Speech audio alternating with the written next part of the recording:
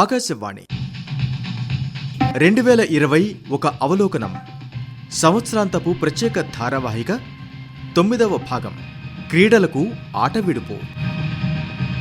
వినండి.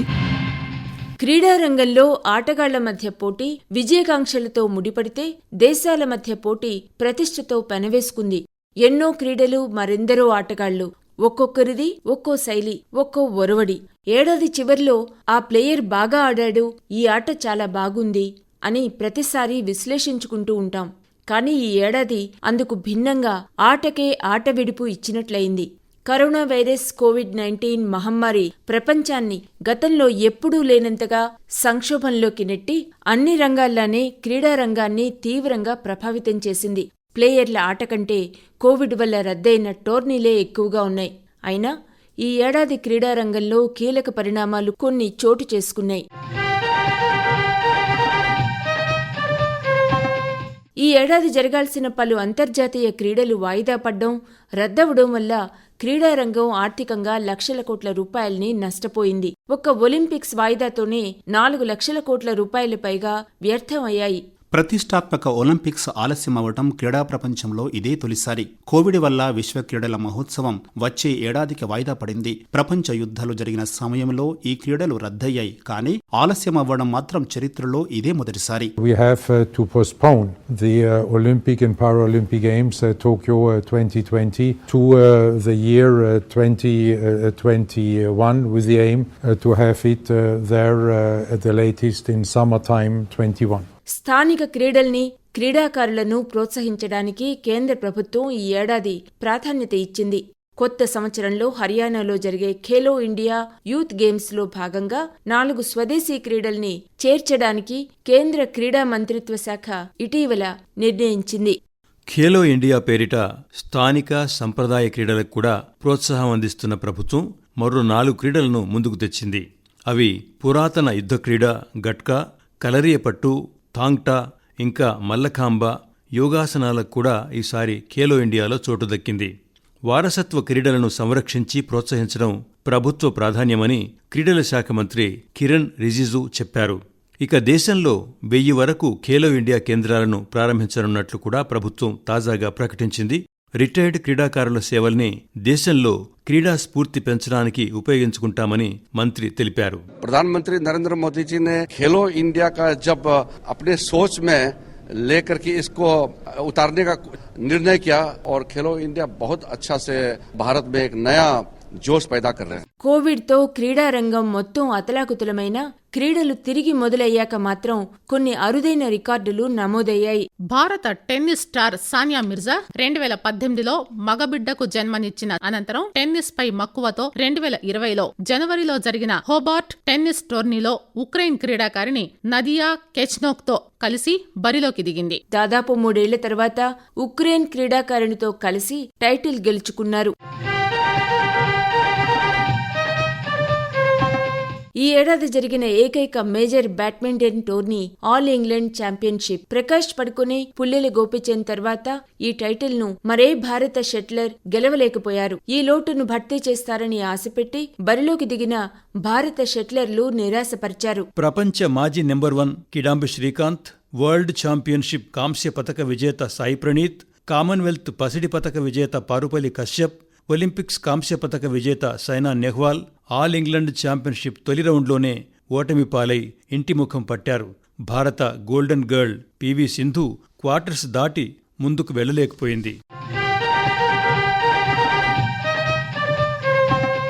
జాతీయ హ్యాండ్బాల్ సంఘం అధ్యక్షుడిగా తెలంగాణకు చెందిన అరసనపల్లి జగన్మోహన్ రావు ఏకగ్రీవంగా ఎన్నికయ్యారు. జాతీయ స్థాయిలో ఓ క్రీడా సంఘానికి అధ్యక్షుడైన తొలి తెలంగాణ వ్యక్తిగా అరిసెనపల్లి జగన్మోహన్ రావు చరిత్ర సృష్టించారు. జాతీయ హ్యాండ్బాల్ సంఘానికి అధ్యక్షునిగా బాధ్యతలు చేపట్టగానే ఐపీఎల్ తరహాలో ప్రీమియర్ హ్యాండ్బాల్ పీహెచ్ఎల్ నిర్వహణకు రూపకల్పన చేశారు. ఈ నెల 24 నుంచి జైపూర్ వేదికగా పీహెచ్ఎల్ తొలి సీజన్ ప్రారంభమైంది. మొత్తం 6 జట్లు ఈ లీగ్లో తలపడుతుండగా మన రాష్ట్రం నుంచి తెలంగాణ టైగర్స్ టీం బరిలోకి దిగింది. మొట్టమొదటిసారిగా తెలంగాణ నుంచి ఫెడరేషన్ కి ఎన్నికవ్వడం అనేది, అది కూడా యునానమస్ గా 29 రాష్ట్రాల అందరు ఓటర్లు ఏకగ్రీవంగా ఎన్నుకోవడం, ఇది అదృష్టం. ఇంతవరకు చరిత్రలో ఇది జరగలేదు. క్రికెట్ విషయానికి వస్తే భారత క్రికెట్ చరిత్రలో మహేంద్ర సింగ్ ధోనీకి ముందు అతని తరువాత అని చెప్పటంలో అతిశయోక్తి లేదు.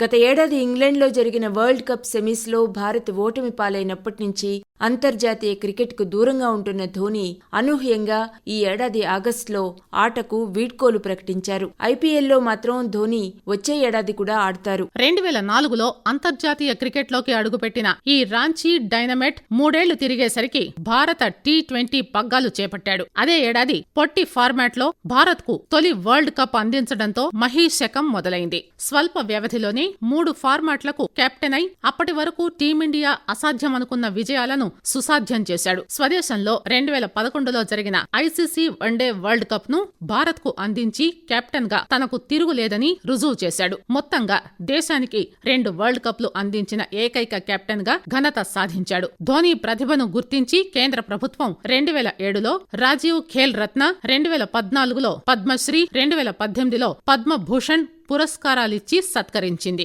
దాదాపు 9.5 నెలల తర్వాత టీమిండియా అంతర్జాతీయ క్రికెట్ ని ప్రారంభించింది. ఐపీఎల్ తర్వాత యూఏఈ నుంచి నేరుగా నవంబర్లో ఆస్ట్రేలియా గడ్డపై కోహ్లీ సేన అడుగుపెట్టింది. క్వారంటైన్ తతంగం పూర్తయ్యాక జరిగిన వన్డే సిరీస్లో 2-1తో ఆసీస్ చేతిలో భారత్ పరాజయం పాలైంది. ఆ వెంటనే ప్రారంభమైన T20 పోరులో పుంజుకున్న టీమిండియా వన్డే సిరీస్ పరాభవానికి బదులు తీర్చుకుంది. T20 సిరీస్ను 2-1తో నెగ్గి ఆతిథ్య కంగారు జట్టుకు టెస్టుల ఆరంభానికి ముందే డేంజర్ బెల్స్ మోగించింది. ఇక ఈ నెల 17 నుంచి మొదలైన 4 టెస్టుల ప్రతిష్టాత్మక బోర్డర్ గావస్కర్ ట్రోఫీలో ఆస్ట్రేలియా తొలి టెస్టులో విజయబావుట ఎగురేసి బోణి కొట్టింది. ఆ తర్వాత భారత్ నిర్దేశించిన స్వల్ప లక్ష్యాన్ని 8 వికెట్ల తేడాతో అధిగమించి విజయ దుందుభి మోగించారు. భారత టెస్టు క్రికెట్ చరిత్రలో ఇదే అత్యల్ప స్కోరు. 2018-19లో బోర్డర్ గవాస్కర్ ట్రోఫీని కైవసం చేసుకున్న టీమిండియా దాన్ని నిలబెట్టుకోవాలంటే నిన్నటి నుంచి జరుగుతున్న బాక్సింగ్ డే టెస్టులో సత్తా చాటాల్సి ఉంది. గత 12 ఏళ్లుగా ఏటా వేసవిలో హై వోల్టేజ్ మ్యాచ్లతో సందడి చేసిన ఐపీఎల్ ఈసారి కరోనా ప్రభావంతో అసలు జరుగుతుందా అనే అనుమానాలు కలిగించింది. ఇక ఈ ఏడాది ఐపీఎల్ లేనట్టే అనుకుంటున్న తరుణంలో దుబాయ్ వేదికగా 13వ ఐపీఎల్ నిర్వహణకి బీసీసీఐ చకచకా ఏర్పాట్లు చేసింది. సెప్టెంబర్ 19న ప్రారంభమైన ఐపీఎల్ నవంబర్ 10న ముగిసింది. చెన్నై సూపర్ కింగ్స్ మినహా మిగిలిన జట్లన్నీ బయోబబుల్ను విజయవంతంగా ముగించి టోర్నీలోకి అడుగుపెట్టాయి.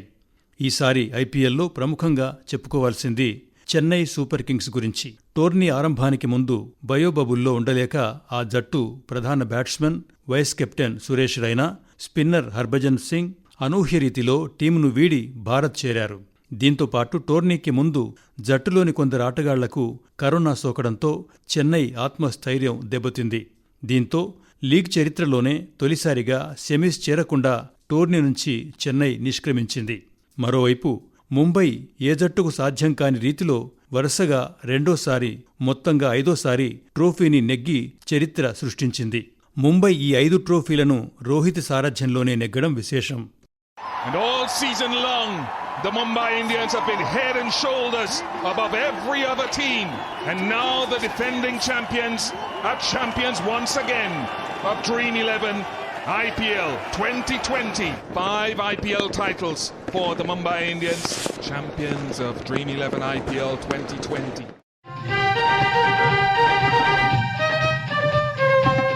అంతర్జాతీయంగా ఆసక్తి కలిగించే మరో క్రీడ టెన్నిస్. పురుషుల ప్రొఫెషనల్ టెన్నిస్లో గత 15 ఏళ్లుగా ఫెడరర్, నడాల్, జోకోవిచ్ క్రీడాత్రయం ఏకఛత్రాధిపత్యం వహిస్తోంది. వీరిని క్రీడారంగంలో బిగ్ 3గా వ్యవహరిస్తున్నారు. అలాంటి బిగ్ 3కి ఆస్ట్రియా యువ కెరటం డొమినిక్ థీమ్ సవాల్ విసురుతున్నాడు. ఆస్ట్రేలియా ఓపెన్ ఫైనల్లో వరల్డ్ నెంబర్ 1 జోకోవిచ్ కు ముచ్చెమటలు పట్టించి త్రుటిలో టైటిల్ చేజార్చుకున్న థీమ్ ఆ లోటును సెప్టెంబర్లో జరిగిన యుఎస్ ఓపెన్ లో భర్తీ చేసుకున్నాడు. టెన్నిస్ చరిత్రలోనే అత్యధికంగా 20 గ్రాండ్ స్లామ్ టైటిల్స్ ను సొంతం చేసుకున్న స్విస్ దిగ్గజం రోజర్ ఫెడరర్ ఆల్ టైమ్ రికార్డును ఫ్రెంచ్ బుల్ రఫేల్ నడాల్ సమన్ చేశాడు. సెర్బియా టెన్నిస్ యోధుడు నోవాక్ జోకోవిచ్ కెరీర్లో 6వ ఏడాది నెంబర్ 1 ర్యాంకుతో ముగించి అమెరికా దిగ్గజం సంప్రాస్ రికార్డును సమన్ చేశాడు. మొత్తం మీద కోవిడ్ ప్రభావంతో ప్రధాన క్రీడలు రద్దయినా ఏడాది చివర్లో పలు కీలక పరిణామాలు చోటు చేసుకున్నాయి. ఈ ఏడాది క్రీడారంగ పరిణామాలను జర్నలిస్ట్ సంజయ్ ఇలా విశ్లేషిస్తున్నారు. ఖేలో ఇండియా గాని target Olympics podium scheme tops ఈ రెండు స్కీమ్స్ కూడా క్రీడాకారులు ఎవరైతే ప్రతిభావంతులు ఉన్నారో అంతర్జాతీయ స్థాయిలో ఒక మంచి గుర్తింపు నుంచి రాణిస్తున్నారో వాళ్ళందరికీ కూడా మెరుగైన శిక్షణ అంటే ప్రభుత్వం తరపున వారు ఫారెన్ కోచెస్ ని నియమించుకోవడానికి గానీ లేదా విదేశాలు వెళ్లి అక్కడ ఉన్న అధునాతన ఇన్ఫ్రాస్ట్రక్చర్ లో ఉపయోగించుకొని సాధన చేయడానికి గానీ వారి డైట్ విషయం గానీ ఇట్లాగా మంచి మంచి ఫిజియోల్ని వాళ్ళని తెచ్చుకోవడము, అట్లానే వాళ్ళ గురించి స్పోర్ట్స్ సైంటిస్టులు ఎవరైతే ఉన్నారో అట్లాంటి వాళ్ళని వాళ్ళు వ్యక్తిగతంగా నియమించుకొని ఎప్పటికప్పుడు వాళ్ళ ఆట తీరుతో పాటు body, mental, physical strength and conditioning ఇవన్నిటిని కూడా పరిశీలించడానికి ఆల్ ఓవర్ గా ఈ టాప్స్ గానీ అట్లానే ఖేలో ఇండియా స్కీమ్స్ గానీ ఉపయోగపడుతున్నాయి. టాప్స్ వచ్చేపాటికి ఈ సంవత్సరం అయితే 107 మంది ప్లేయర్స్ కి ఇచ్చారు. ఇందులో తెలుగు ప్లేయర్లు సింధు, సైనా, కశ్యప్, సాయి ప్రణీత్, సాత్విక్ సాయిరాజ్ వంటి షెట్లర్లతో పాటు తెలంగాణలో నిజామాబాద్ జిల్లాకు చెందిన నిఖత్ జరీన్ కూడా టాప్ స్కీమ్ లోకి స్థానం లభించింది. వీళ్ళు విదేశాలు వెళ్లి టోర్నీలు ఆడడానికి అయ్యే ప్రయాణ ఖర్చులను కూడా టాప్ స్కీమ్ కింద గవర్నమెంట్ ఇస్తుంది. ఖేలో ఇండియా వచ్చేసరికి అంటే వర్ధమాన ప్లేయర్లు ఎవరైతే ఇప్పుడు అండర్ 15 నుంచి అండర్ 21 కేటగిరీలో ఉన్నారో వాళ్ళకి ఇస్తున్నారు. ఇక్కడ మన తెలంగాణ నుంచి వచ్చి ప్రఖ్యాత బ్యాడ్మింటన్ కోచ్ గోపీచంద్ గారి కుమార్తె గాయత్రి గోపీచంద్ కి ఈసారి ఖేలో ఇండియా దాంట్లో స్థానం దొరికింది. అట్లానే ఖేలో ఇండియా సెంటర్స్ అంటే రాష్ట్రానికి ఒక ఖేలో ఇండియా సెంటర్ ఇచ్చి దానికి సంవత్సరానికి 5 కోట్లు ప్రభుత్వము ఆ సెంటర్ అభివృద్ధి చేయడానికి నిధులు ఇస్తుంది. ఇట్లా తొలి దశలో 14 సెంటర్లు ఇచ్చారు, రెండో దశలో ఇంకొక 10 సెంటర్లు ఇచ్చారు. మొత్తం ఈ ఏడాది 24 రాష్ట్రాల్లో ఖేలో ఇండియా సెంటర్ల ఏర్పాటుకి ప్రభుత్వము నిధులు మంజూరు చేయడం జరిగింది. దీన్ని భవిష్యత్తులో ఇంకా ఎక్కువ పెంచనుంది. ప్రతి సెంటర్ లో కూడా మనకి ఏమైందంటే ఒక్కొక్క ఒలింపిక్ స్పోర్ట్ ని అడాప్ట్ చేసుకునేలా చేస్తున్నారు. ఇక్కడ హైదరాబాద్ వరకు వస్తే హకీంపేట్ స్పోర్ట్స్ స్కూల్ కి అట్లాగా ఖేలో ఇండియా ఎక్సలెన్స్ సెంటర్ ఇచ్చింది.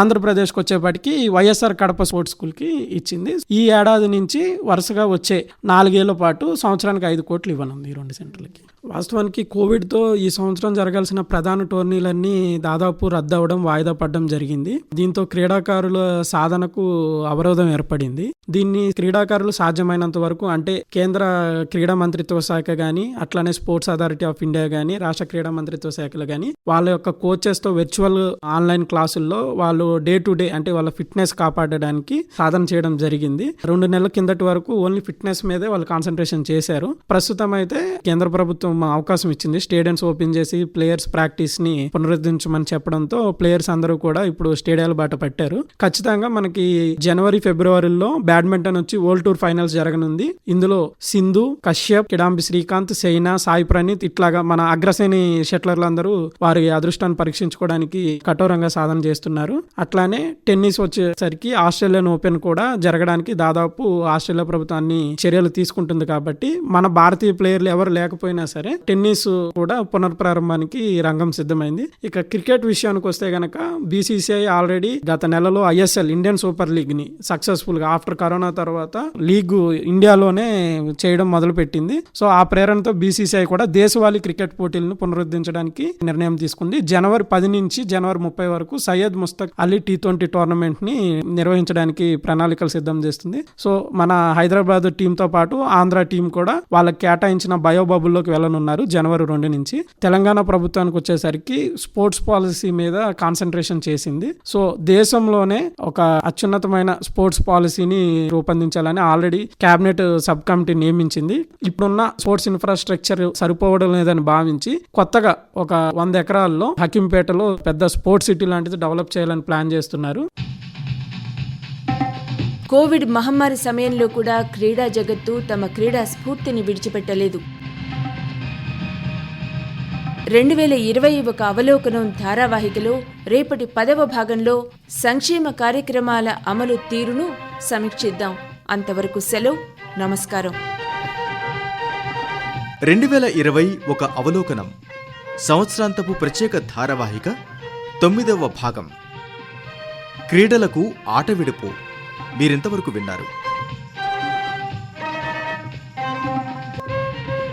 రచనా విశ్లేషణ పాత్రికేయులు శ్రీ సంజయ్.